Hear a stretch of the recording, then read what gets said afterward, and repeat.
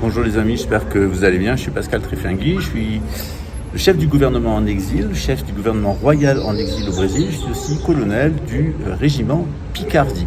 Comme vous le savez, ces dernières années, nous menons un combat pour la France, un combat pour les populations de France, et pas seulement, mais aussi de Wallonie, du Québec, etc. Ce combat, il consiste à démasquer ce qui est arrivé à notre civilisation, ce qui est arrivé à notre dynastie, ce qui est arrivé à notre peuple, c'est-à-dire la prise de contrôle par une ethnie venue de Khazari et qui petit à petit a pourri notre civilisation par le nationalisme, ensuite par le capitalisme usurier et au final par le socialisme. Parce que ce que ces gens-là planifient, c'est d'abord un génocide à l'échelle mondiale de 7 milliards d'individus, ils ne s'en cachent pas. Et ils planifient aussi d'être de très riches capitalistes qui détiendront tout, y compris les terres, tandis que le peuple, lui, sera réduit à un esclavage socialiste où ils iront chercher des organes et des enfants pour leur divertissement et leur santé.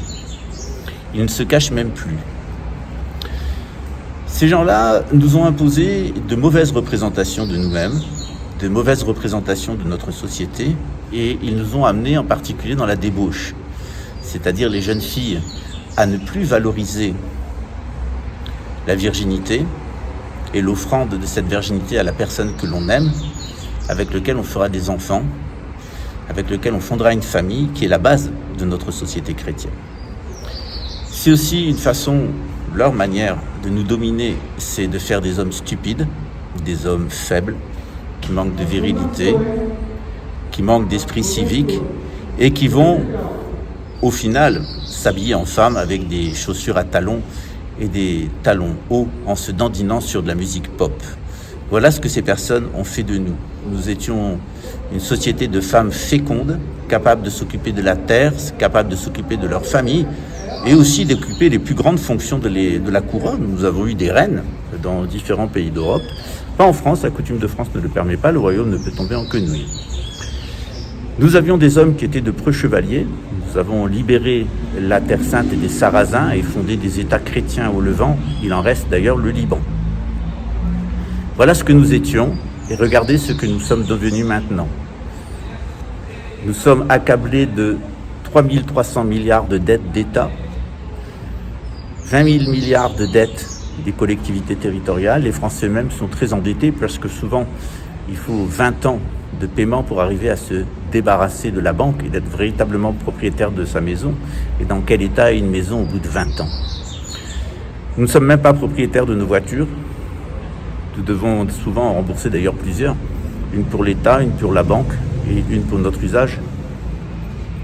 Nous sommes dans une situation qui est dramatique d'un point de vue financier, mais aussi dans une situation où nous avons perdu nos valeurs morales, nous avons perdu nos représentations chrétiennes, c'est-à-dire voir son prochain comme soi-même, et pas comme un objet sexuel ou un objet d'asservissement. Nous avons aussi perdu notre santé, en particulier avec les injections, mais ça a commencé de longue date avec cette médecine chimico-scientiste dans les mains de l'industrie chimique. Nous sommes maintenant dans une situation catastrophique où ce qu'on nous promet, c'est un bombardement atomique de la France par la Russie, pour soi-disant nous libérer de Macron, et l'invasion du sud de la France par des hordes venues du Maghreb, d'Iran ou de Turquie. Voilà la situation dans laquelle nous sommes. Il est grand temps de nous réveiller, d'être fidèles à notre génétique franque, puisque nous sommes des francs, reprendre le contrôle de nos institutions. C'est pour ça qu'il ne faut pas les détruire dans une guerre civile, et il ne faut pas non plus s'attaquer à la fonction publique. Il faut s'attaquer au chef, il faut décapiter. Il faut décapiter qui? Il faut décapiter l'Élysée, Matignon, il faut décapiter la société commerciale France République Président. Pour y parvenir, nous avons besoin de la population, mais aussi et en particulier des policiers et des militaires. Vous êtes réduits actuellement, dirigés par une bande de talmudo-francs-maçons, à être de simples miliciens qui protègent les intérêts des banques. Vous êtes de simples mercenaires qui sont envoyés à l'étranger donner des coups de poing pour continuer à piller l'Afrique, quand ce n'était pas autrefois l'Asie ou d'autres civilisations que nous avons détruites pour eux.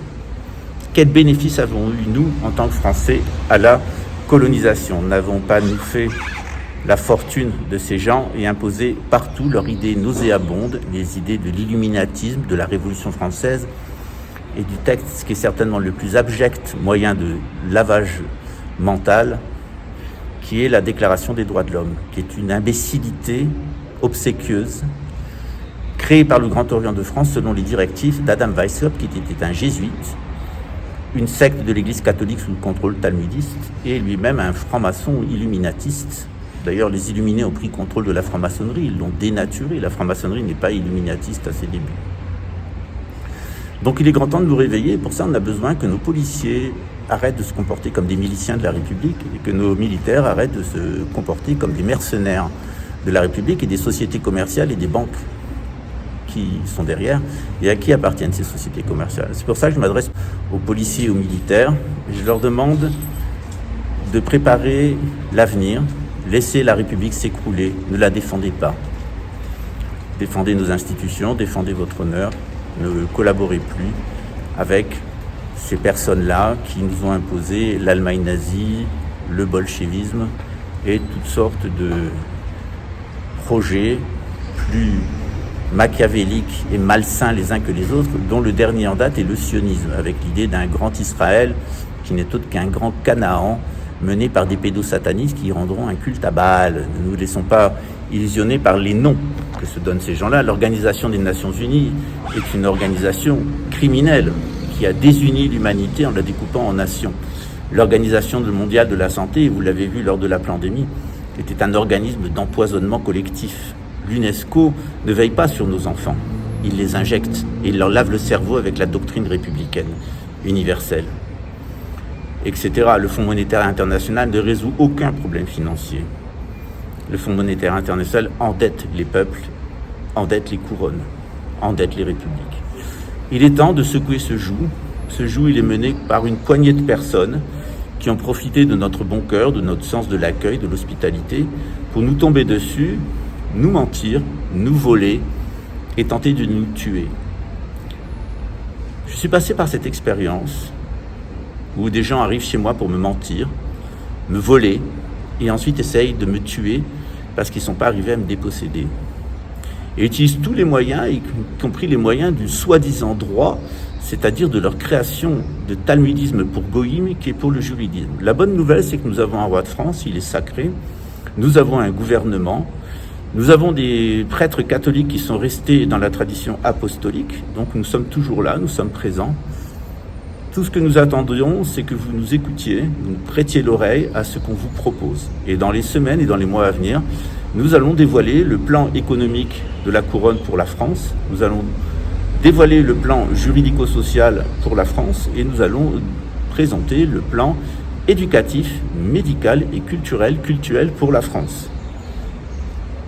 Bien entendu, nous sommes très peu, nous sommes peu écoutés, nous avons peu d'audience, mais nous avons avec nous des personnes de grande valeur qui sont des Français de souche, mais aussi des personnes qui partagent avec nous notre culture et nos valeurs. Dans notre gouvernement, nous avons des Brésiliens, nous avons des Burkinabés, des Tchadiens, nous avons des Français, nous avons des Martiniquais, nous avons des personnes de tout horizon. Ce que nous avons en commun, c'est que nous parlons français, nous partageons les valeurs de la couronne de France et nous avons les prophéties pour nous. Les prophéties, elles annoncent notre retour, alors autant nous préparer. Bien sûr, il y a des oppositions, bien sûr, il y a des rires et des sarcasmes. On est quelquefois attaqué des personnes qu'on penserait être de notre camp, mais dont on constate qu'elles n'y sont pas en réalité. Elles continuent et elles sont dans le camp de la République ou de monarchie constitutionnelle sur le modèle juridique, c'est-à-dire le modèle franc-maçonnique, talmudo-maçonnique. Nous avons autre chose à vous proposer, dont la base est très simple: aimer Dieu de tout son cœur et de toutes ses forces, et aimer son prochain comme on s'aime soi-même. C'est à ça que nous vous invitons. Je suis aussi le colonel du régiment Picardie qui a été ressuscité à la demande de Sa Majesté. Vous savez que la Révolution française talmudo-maçonnique avait dissous nos régiments, notamment le régiment Picardie qui était fidèle au roi, qui avait été dissous et sectionné. À la demande de Sa Majesté, ce régiment a été reconstitué et il est très heureux de vous y accueillir si vous en faites la demande, si vous êtes déjà militaire ou vous souhaitez être militaire. Quant aux policiers, nous informons que nous dissoudrons la police nationale et que nous demanderons aux historiens de faire le bilan de cette institution dont on doit bien dire qu'elle est absolument nauséabonde, en tout cas sa direction, et qu'elle est impliquée dans les crimes de Pétain, dans les crimes coloniaux, dans les crimes du gaullisme, dans les crimes du socialisme et dans les crimes du sionisme. Bien entendu, au quotidien, les policiers font leur devoir, ils sont bien souvent des gens très honorables, mais leur direction est complètement pourrie, et on l'a vu dans l'affaire Epstein, puisque c'est la haute direction de la police, jusqu'au commissaire de police, qui ont protégé cet immonde individu. Donc, nous vous proposons de nous rejoindre, pour cela de ne pas participer à la guerre civile, si vous êtes parmi la population, et si vous êtes dans la police et l'armée, de ne pas défendre les sociétés commerciales. S'il y a des pillages, laissez faire ces pillages. Ils font partie du châtiment de ces sociétés commerciales. Par contre, protéger les fonctionnaires de police, protéger les fonctionnaires de l'armée, protéger les bâtiments, ça c'est important, d'expliquer à la population qu'il ne faut pas détruire l'État, il ne faut pas laisser faire les anarchies, parce que sur la base de cette anarchie, il y aura la tentative de ces gens nauséabonds venus de l'Est de reprendre le contrôle. C'est ce qu'ils comptent faire. Pour résumer, nous vous appelons au calme et nous appelons au discernement. Nous appelons à nous rejoindre, à étudier ce que nous vous proposons. Évidemment, l'argument décisif sera au clergé, à ce qui reste de la noblesse, mais qui va s'ouvrir, puisqu'il y aura plusieurs millions de personnes qui rentreront dans la future noblesse, une nouvelle noblesse. Et puis, bien sûr, si vous appartenez au peuple des artisans, au peuple des agriculteurs, ou des artisans, commerçants, etc., et des salariés, eh bien, nous aurons besoin de votre soutien. Rien ne se fera sans nous. C'est une grande révolution à laquelle nous vous appelons, c'est de revenir à nos racines, de revenir à nos valeurs et de retrouver ce qui fait notre essence en tant qu'être humain, enfants de Dieu et frères les uns des autres. Nous avons laissé au cours de ces derniers siècles une idéologie nauséabonde et une population dont on doit bien dire qu'elle est minoritaire, mais qu'elle est extrêmement menteuse, extrêmement voleuse et extrêmement criminelle, prendre le contrôle de notre destin. Ce que je vous invite, c'est à reprendre le contrôle de notre destin collectif et de notre destin individuel. À très bientôt. Au revoir.